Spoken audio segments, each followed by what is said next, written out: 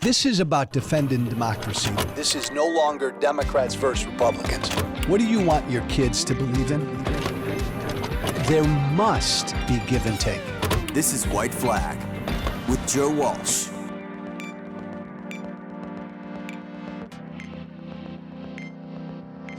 So most of my former supporters and former friends these last 5 or 6 years have pretty much left from the moment I turned against Donald Trump. And most of my former voters and volunteers and followers and supporters, the vast majority of them have all kind of given me the middle finger from the moment I publicly left Donald Trump. I get it. It is what it is. It's part of what all of us have to deal with when you decide to speak your truth. I come from Trump world. I voted for Trump in 2016. I come from MAGA. I left MAGA. It makes sense that the vast majority of people in MAGA, even my friends and former supporters, would want nothing to do with me. A former supporter of mine, though, who voted for Trump in 2016, voted for Trump in 2020, who I've always just assumed is a big MAGA, a big Trumper. He has not given me the middle finger over these last few years. And we've kept up a civil, respectful relationship. And we speak regularly.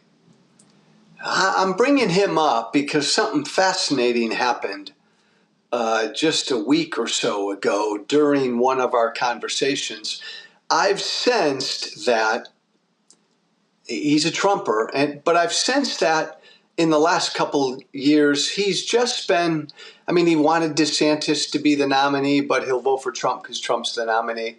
He wanted like a smarter, more competent Trump to be the Republican Party nominee. But he's always been a Trumper. But I've noticed in the last few months, not great enthusiasm out of him. But still, of course, I'm voting for Trump in 24, Joe. He's running against Biden, and Trump did this and Trump did that. We had a conversation a couple months ago, maybe about a month and a half ago. Again, respectful. And I put this in front of him.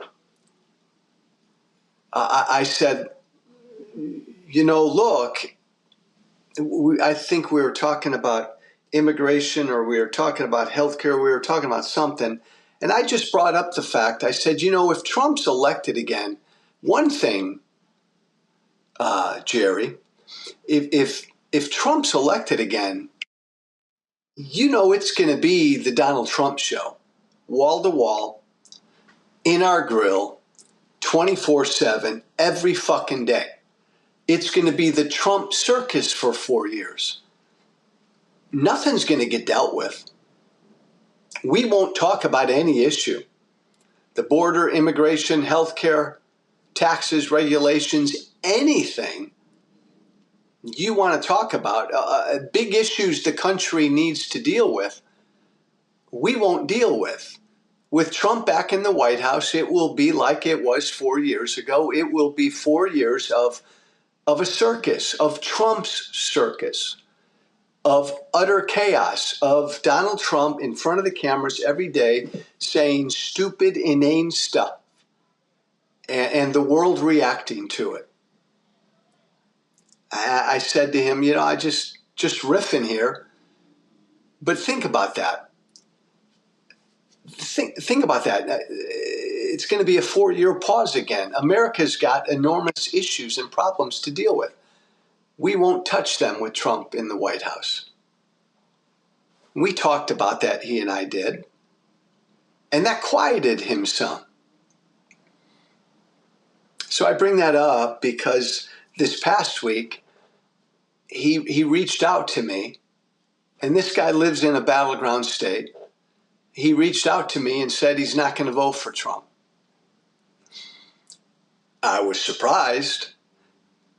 He said, Joe, I'm not, and I can't vote for Biden, but I will not vote for Trump.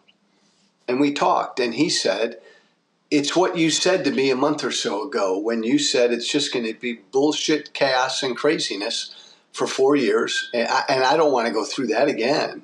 Like, I don't want that shit show. I don't want us every day to talk about what Trump said.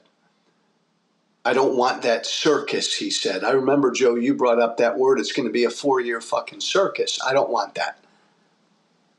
I'd rather just turn the other way for 4 years and have a good, responsible Republican run in 4 years. And we can kind of get back to where, you know, we dealt with issues and dealt with shit. That resonated with him. Ultimately, the fact that for 4 years, if Trump's reelected, this country will not seriously deal with any issues. For 4 years, it'll be the Trump shit show. All about Trump every fucking day. This guy is a MAGA. He's a Trump supporter. That moved him. That's interesting. I engage with Trump supporters every day. Obviously, I can't move. Every now and then I move one. This is the first time that argument that I've put in front of a Trumper made sense, resonated, impacted him. He thought about it for a month and he came back to me and said, I don't want that. I don't want that. Important to note, he's not going to vote for Biden. He lives in a battleground state. He cannot bring himself to vote for Biden. I tried to make that case. I get it. I'll continue to try to make that case with him.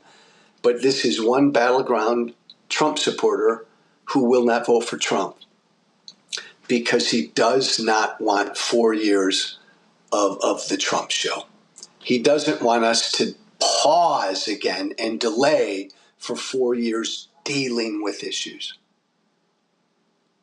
I wonder if this is an issue, this is an argument that can resonate with more voters. Do you want another 4 years of the Trump circus when nothing fucking gets done? It's all about him. Do you really want that? It worked with this Trump supporter. Think about that. I'm sure going to think about it.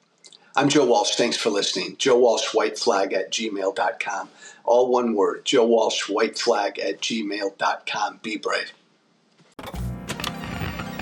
Thank you for listening. Remember to listen, share, and follow White Flag with Joe Walsh on Apple Podcasts, Spotify, and everywhere great podcasts are found. And be sure to leave a 5-star review. This has been White Flag with Joe Walsh.